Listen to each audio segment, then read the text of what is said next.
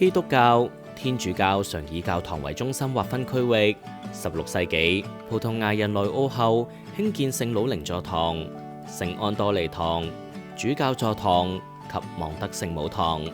佢哋圍繞除望德聖母堂以外嘅3座教堂聚居，形成花王堂區、豐順堂區及大堂區。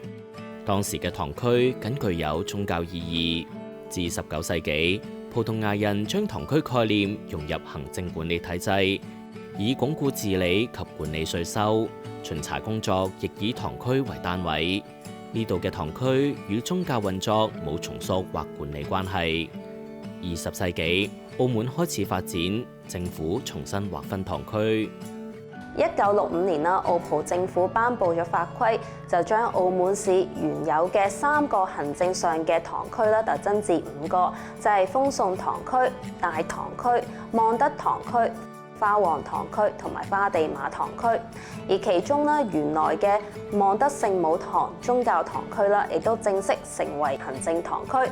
而另外咧，就係北部新設咗花地瑪堂區，而至此啦，澳門半島嘅宗教堂區同埋行政堂區嘅劃分啦，亦都統一起嚟並沿用至今。確立澳門半島5個堂區後，再無大改。近年亦都冇因為宗教堂區細分出嘅望下聖方濟各堂堂區同聖若瑟勞工主保堂區而作調整。但個別堂區範圍則隨住填海而擴充，例如大堂區就由於新口岸填成而向南擴展唔少。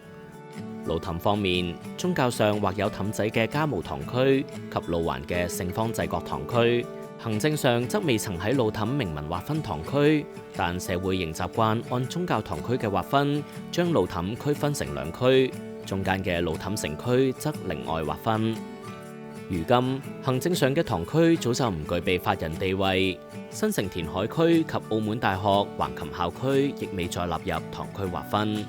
不但一啲部門有自己嘅分區方式，好多居民亦更習慣以建築或街道分區。然而7個堂區作為歷史沿用嘅地域概念，依然係澳門城市劃分嘅一種坐標。